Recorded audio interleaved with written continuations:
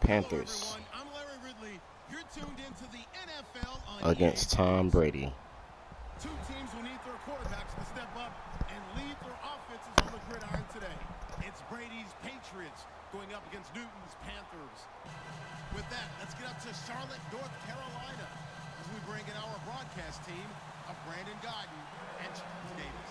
Thank you very much, Larry. We are here on a beautiful afternoon for Can Cam outdo Tom Brady? We've got what should prove to be a good one between I the don't New know. England Patriots and the Carolina Panthers.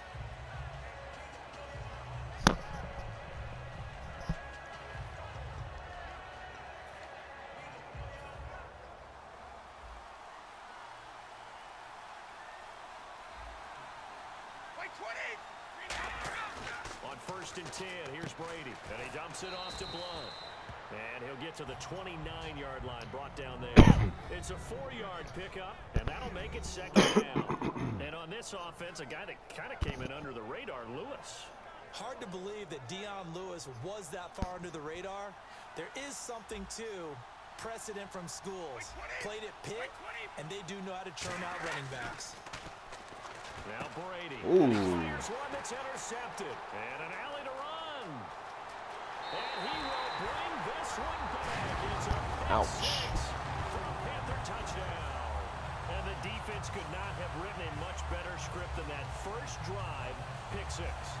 The offense never got a chance to really get oiled up there, did they? But the defense, they certainly got in gear. What a big-time play and a great way for them to start. And now the offense, they've got to turn things around and figure this out because your backs are on the ground real quickly. Yeah, usually when you're starting the game getting the ball, 0-0 is the only score you're worried about. Now the second time you get it, you're already down a touchdown.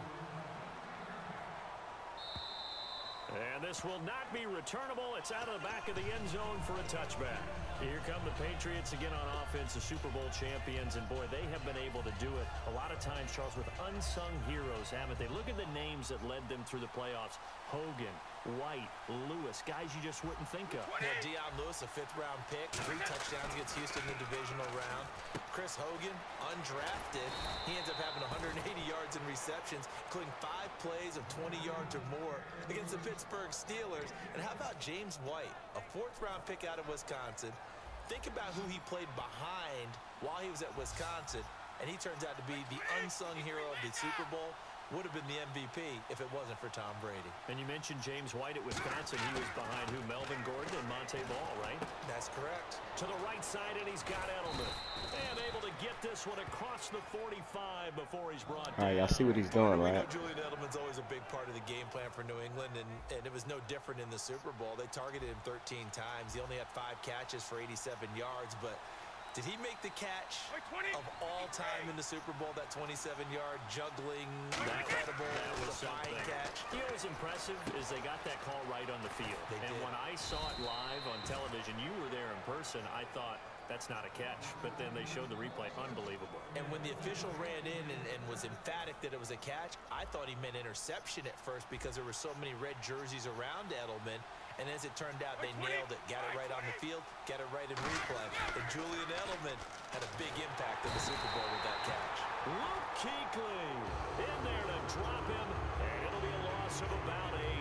Man, he got in there so quickly, Charles. What could the offense have done to adjust and account for that? But what you're hoping is that you figure out and you see and get a clue that maybe there's going to be some pressure coming at you. You change the blocking scheme. Maybe you go to max protection. The biggest one is maybe you bring your running back. Trying to squeeze it into Edelman, and it's intercepted. Picked off by Trey Boston. And he's able to bring it up 5 yards shy of midfield to the 45-yard line. And they told us repeatedly earlier in the week in our meetings, we need some plays from our defense here on the road early. They got one. And don't think they were above all week long pointing out to their defense that the other defense is rated higher than them. You gonna let that happen, guys? Is that how we're going to play? And they responded to the challenge. Here's Stewart. And he is met at the line of scrimmage, and he goes down right there. No gain on the play. It'll be 2nd down.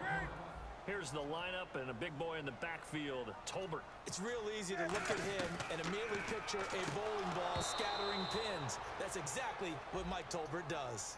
They were looking to get it to Kelvin Benjamin there. For the Patriots, starting lineup defensively, and one thing that may have been overlooked in the Super Bowl, Yes, a rough start for this group, but they pitched a shutout in the end while Tom Brady and company were making that comeback.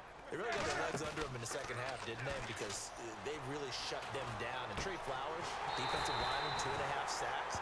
How about the big play by Dante Hightower from his linebacker position when he blitzed Matt Ryan and knocked the ball away and gave him a turnover. Alan Branch, I thought, was really strong inside the defensive line. And I thought the secondary played a whole lot better down the stretch for the Patriots. So after that big gain, let's see what else the offense has up its sleeve. 20.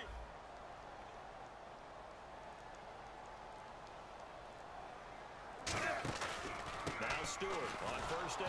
And he will lose yardage back to the 34-yard line. That's going to go as a loss of 2, and it'll be second down.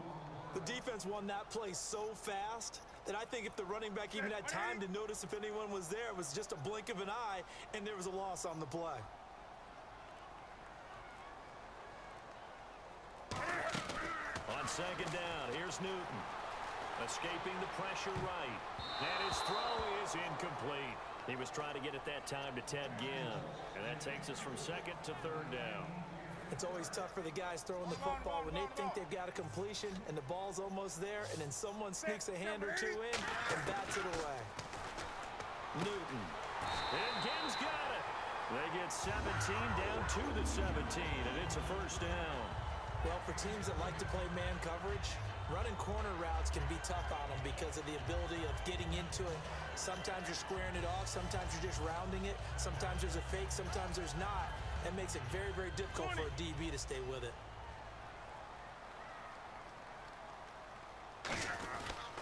Back to the ground now with Stewart. And they're going to lose some on this play. Being knocked back to the 18. We all knew Dante Hightower was a tremendous run-stopping linebacker. What people forgot was even in college, they would use him as a pass rusher in nickel situations, and that really came to pass for the New England Patriots in the Super Bowl against Atlanta when he sacked Matt Ryan and forced a fumble that was recovered by Alan Branch. That may have changed the whole outcome of the game. I think it was. And you can certainly argue in a big-time fashion that without that, I don't know that they win that game. I'm with you. I think it kick-started their comeback because they needed a takeaway and an empty possession by Atlanta in order to get things initiated. And his throw here is incomplete. When you see passes knocked down by those guys I call the frustrated fullbacks, the linebackers, you know that in their zone coverage, they were able to drop, see the ball thrown, and react to it very quickly. Back to throw, Newton.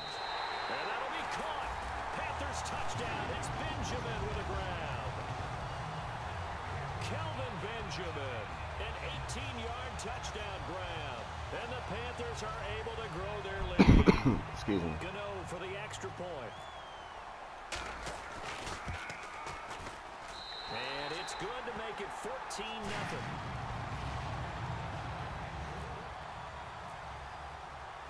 Gano now following the touchdown here to kick it away. This is fielded at the goal line. And he'll get across the 20 before he's brought down at about the 23-yard line. The Patriots offense now, they work their way back onto the field. And following the interception, just any interception, are you a little bit more cautious when you start the next drive, or no, you just throw that out the window? I think you are. I don't think that there's any way you can run back out there and go, totally didn't affect me. Just go ahead and be loose with the football again. You're going to take care of it, but you have to be careful about being too cautious because now you can't run any offense at all. Still want to attack. We'll see how they attack him here. Throwing on first down is Brady. It's caught outright, Amendola. There was some talk that Amendola might not play in the game, lingering ankle issue. Well, he played, and he had 78 yards, a touchdown, and the game-tying two-point conversion. I went back to my notes prior to the game, and I had one that said, and this was from someone in the Patriots organization, never underestimate. And Brady going to be intercepted a third time. Damn. That defense ain't no joke. His guys are going to get the football at the 28. Told y'all, man, this shit crazy. Now the Panthers offense, they get Excuse me set for to coughing. come back onto the field. And that last drive, a long drive, but not just that, they had a great air attack going. Do they stick with that? I would think that they would, because if they were confident enough to do it on the last drive, starting backed up in their own territory, why would you change anything? They've got to be confident about what they're presenting and continue to do so. Yeah, because the secondary, they really look clueless. And that was amazing because that drive went and went, no adjustments, and no big plays by the defense to knock the ball away. And that's why defense coordinators always preach 11 guys to the ball. Because sometimes you have a missed tackle. I'm going to try not to cough in y'all ear, man. I'm sorry. Less room for him to roam even after the first missed tackle. In this case, tackle was missed. Plenty of open field to get after that. Wide open receiver complete. They'll get 16 yards there. And the Panthers are going to get a first down. Well, coaches always talk about finding balance on offense. I don't think you get much more balance than this. Big-time run, big-time pass. A 1-2 combination. Look pretty good. How about that? Let's see if they can continue to take that kind of a punch, though. Newton to his fullback, Tolbert. Looking for a cutback lane, but nothing there as he's met at the line of scrimmage. Rob Ninkovich on the stop. Here's Newton now on second down. Man open with Supple. It brings up third down. Hey, the defense is in this game as well. They wanted to make it a tough third down. They were able to do so on that last play, preventing a big gain. And defensively, it's a nickel formation here on third down and 9.